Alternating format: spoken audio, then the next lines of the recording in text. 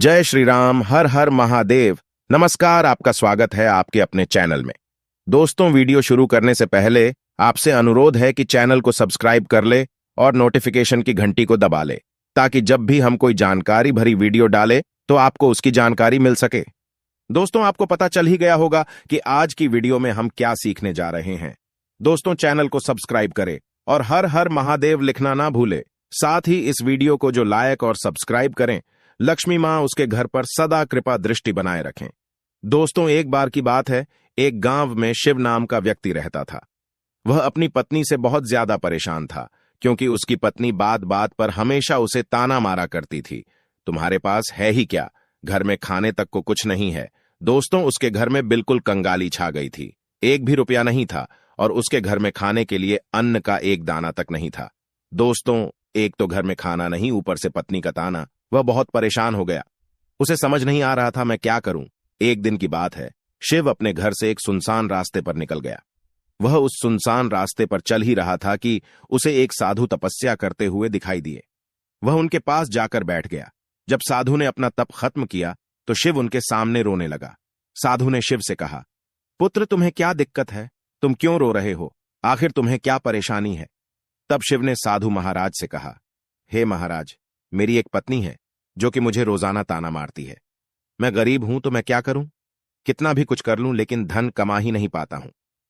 अभी तक एक छोटा सा धंधा था, वह भी पत्नी के क्लेश की वजह से चौपट हो गया। वह दिन रात मुझसे झगड़ा करती है। अब तो मैं दाने दाने के लिए परेशान हो गया हूं। हमारे घर में खाने के लिए कुछ भी नहीं है, इसके अलावा पहनने के लिए वस्त्र भी नहीं है। लेकिन मैं अपनी पत्नी को समझता हूं कि वह मुझे ताने ना मारे, मुझसे झगड़ा ना करे, लेकिन वह बिल्कुल भी नहीं मानती साधु जी। इसी वजह से मैं बहुत ज्यादा परेशान हूं। इसी वजह से मैं घर छोड़कर यहां आया हूं। वह साधु जी कहते हैं, रो मत बेटा, मैं तुम्हें यह काम बताने जा रहा हूं। तुम्हें औरत का सिर्फ यह अंग बेशर्म होकर कर दबा या चूस लेना है। अचानक तुम्हारे घर में धन की प्राप्ति हो जाएगी। तुम देखते ही देखते अमीर बन जाओगे। साधु जी कहते हैं, जो भी पुरुष औरतों का यह अंग दबाता या चूसता है, उसके घर में कभी भी धन की कमी नहीं रहती है और ना ही उसके घर में लड़ाई होती है, या जो भी व्यापार करता है उसमें हमेशा तरक्की होती है। साधु जी ने कहा, अब मैं तुमको औरत का वह अंग बताने जा रहा हूं। इसे ध्यान से सुनना और अपने जीवन में इस पर जोर करना। तब शिव साधु जी महाराज की बातें बहुत गौर से सुनता है और कहता है, जितना जल्दी हो सके मुझे यह बता दो। दोस्तों, तभी साधु जी महाराज उस आदमी को एक कहानी सुनाते हैं और बताते हैं, एक नगर में एक किसान रहता था। उसके बहुत सारे खेत थे जिस पर वह दिन रात मेहनत करता था। उसके घर में किसान और उसकी पत्नी रहा करते थे। उस किसान और उसकी पत्नी ने आपस में बहुत ज्यादा प्रेम था। उसके घर में किसी भी प्रकार की लड़ाई झगड़ा या क्लेश नहीं होता था। इसी वजह से उसके घर में सदैव मां लक्ष्मी का वास रहता था और उसके खेतों में इतनी ज्यादा पैदावार होती थी कि वह दिन प्रतिदिन और अमीर होता जा रहा था। उस किसान और उसकी पत्नी ने इतना प्रेम था कि आसपास के लोग उन्हें देखकर जल जाया करते थे। धीरे धीरे उसके पूरे गांव के लोग जान गए, किसान और उसकी पत्नी में बहुत ज्यादा प्रेम है। धीरे धीरे यह बात उस नगर के राजा तक पहुंच गई। दोस्तों, किसान और उसकी पत्नी की बात जब राजा के पास पहुंचती है तो राजा भी उसके प्रेम की काफी ज्यादा तारीफ करते हैं। वह सभी से बताते हैं कि हमारे नगर में एक किसान और उसकी पत्नी रहते हैं, जिनमें कभी भी लड़ाई झगड़े नहीं होते हैं। उन दोनों में आपस में इतना प्रेम है कि मैंने ऐसा अपनी जिंदगी में कभी भी नहीं देखा।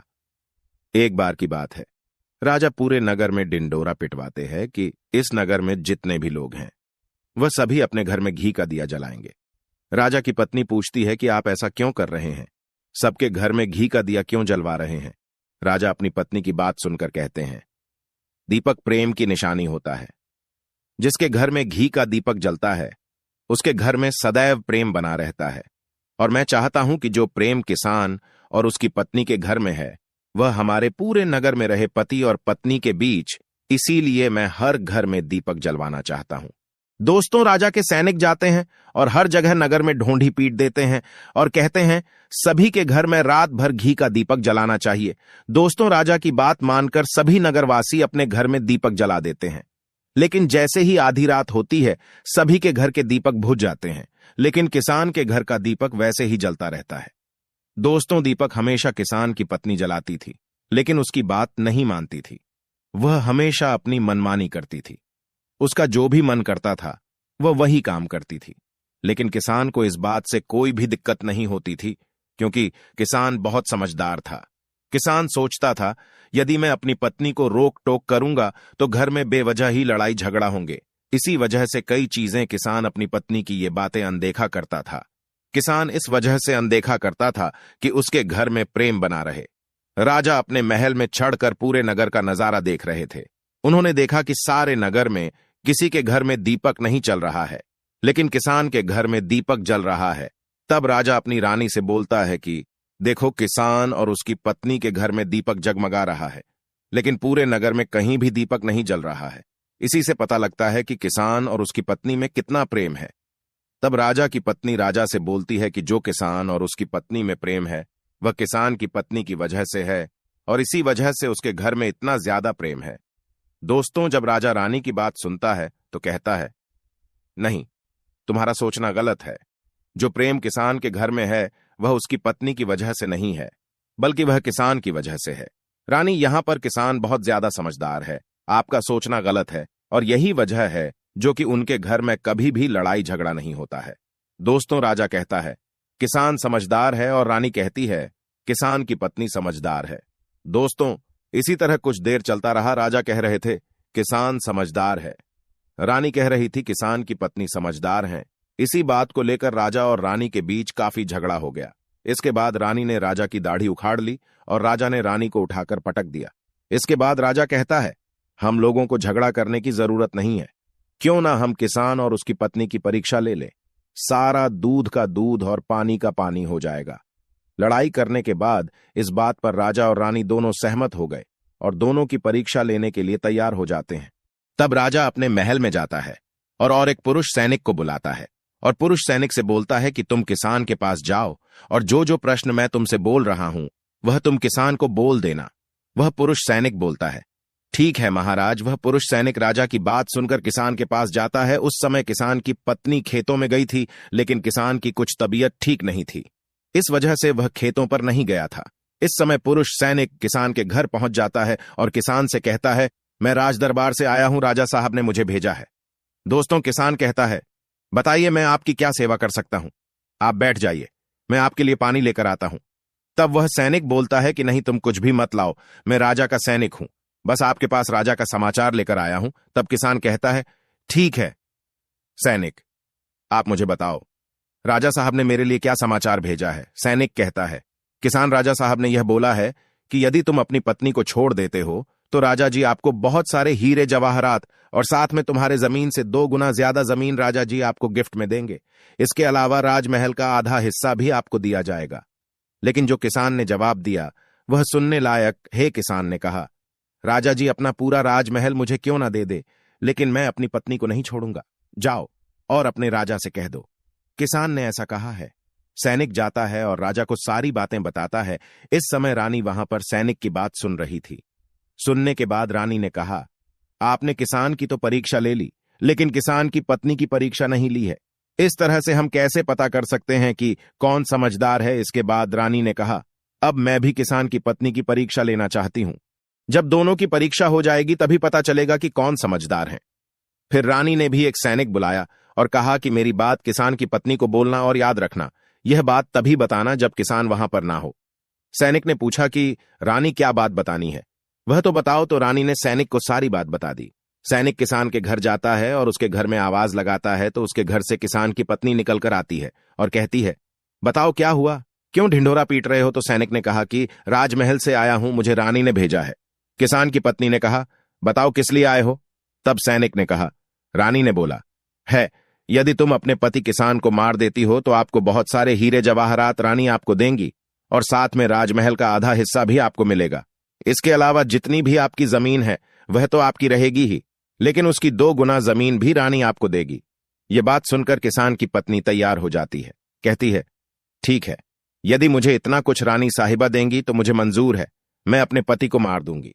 तब सैनिक पूछता है कि रानी को कैसे पता चलेगा कि आपने अपने पति को मार दिया है।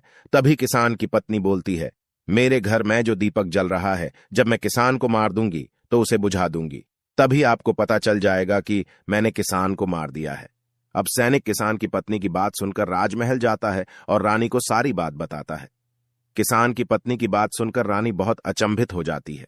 राजा और रानी को स्त्री जात से नफरत होने लगती है। उसी समय राजा अपने नगर के सभी लोगों को बुलाता है और कहता है कि मैं चाहता हूं कि मेरे और मेरी पत्नी की वजह से किसान की जान न जाए। तुम लोग ऐसा करो, उस किसान के घर जाओ और सारी बातें बता दो और उस किसान को बचा लो, वरना किसान की पत्नी उसे मार देगी। इधर सैनिक किसान के घर जाते हैं और सोचते हैं कि किसान की पत्नी किसान को रात में मारेगी और दिया बुझाएगी। इससे पहले ही हम किसान के घर में पहुंच जाते हैं और किसान को बचा लेते हैं। दोस्तों, जैसे ही राजा के सैनिक किसान के घर पहुंचते हैं तो देखते हैं कि किसान तो मरा पड़ा हुआ है। तो सैनिक किसान की पत्नी से बोलते हैं कि तुमको तो किसान को रात में मारने के लिए बोला गया था, लेकिन आपने अभी किसान को क्यों मार दिया? तब वह किसान की पत्नी बोलती है कि किसान को तो मुझे मारना ही था, रात में तो मुझे सिर्फ दिया ही बुझाना था, इसलिए किसान को तो मैंने दिन में ही मार दिया है। सभी सैनिक तुरंत ही किसान के घर से दौड़े दौड़े जाते हैं और राजा रानी को सारी बातें बताते हैं। राजा और रानी क्रोध से आगबबूला हो जाते हैं। इसके बाद राजा और रानी किसान की पत्नी को बंदी बनाकर लाने के लिए अपने सैनिक से कहते हैं। सैनिक जाते हैं, किसान की पत्नी को बंदी बनाकर ले आते हैं। राजा किसान की पत्नी से पूछता है, ऐसा तुमने क्यों किया? तुम लालची औरत हो, तुम्हें पैसों से प्यार है। तभी किसान की पत्नी ने जवाब दिया और बताया कि मुझे तो किसान को पहले ही मारना था, वह तो मैं कोई बहाना ढूंढ रही थी, क्योंकि किसान की आदत बहुत खराब थी, वह मेरे साथ बहुत खराब व्यवहार किया करता था। तो राजा ने कहा, ऐसा क्या करता था किसान? तो किसान की पत्नी ने जवाब दिया, वह मेरे नाक का ऊपरी हिस्सा अपनी उंगली से हमेशा दबाया करते थे। इसके अलावा किसान एक काम और मेरे साथ करता था, वह किसान मेरे कान का पिछला हिस्सा अक्सर अपनी जीभ से स्पर्श किया करता था। राजा ने पूछा, यह बताओ, जब आप लोग गरीब थे तब क्या किसान आपके साथ यह काम करता था? तो किसान की पत्नी बोलती है, नहीं महाराज, तब ऐसा नहीं करता था। तब राजा ने कहा, मैं समझ गया कि किसान ऐसा क्यों करता था। उसी समय शादू जी ने शिव से पूछा, तुम्हें कुछ समझ में आया औरत का कौन सा अंग दबाने तथा चूसने से लोगों को अचानक धन की प्राप्ति होती है? तो शिव ने कहा है, शादू जी, मुझे अभी समझ में नहीं आया। तभी शादू जी कहते हैं, अगर अभी समझ नहीं आया तो मैं फिर से आपको बताता हूं। किसान अपनी पत्नी के साथ पहला काम करता था, वह है उसके नाक के ऊपरी हिस्से को अपने उंगली से दबाता था। तो जिस भी मनुष्य के घर में पैसों की किल्लत है, उसे अपनी उंगली से औरत के नाक के ऊपरी हिस्से को जरूर दबाना चाहिए। दोस्तों, औरत के नाक के ऊपरी हिस्से को बहुत शुभ माना जाता है। इसी वजह से जो यह काम करता है वह हमेशा धनवान पुरुष बन जाता है। दूसरा काम है, जो भी पुरुष औरत के कान का पिछला हिस्सा अपने जीभ से स्पर्श करता है, उसके किस्मत के द्वार खुल जाते हैं, उसे अचानक धन की प्राप्ति होती है। ऐसा इसलिए होता है क्योंकि औरत के कान के पिछले हिस्से में माता लक्ष्मी का वास होता है। जब आप ऐसा करते हैं तो माता लक्ष्मी आपसे प्रसन्न हो जाती है और आपको अपार धन देती है। और आपने एक बात तो जरूर सुनी होगी, औरतें माता लक्ष्मी का रूप मानी जाती हैं। इसी वजह है इस संसार में जो भी मनुष्य यह दो पवित्र काम करता है, उसका घर धन से भर जाता है, जो कि इस कहानी में किसान भी अपनी पत्नी के साथ करता था।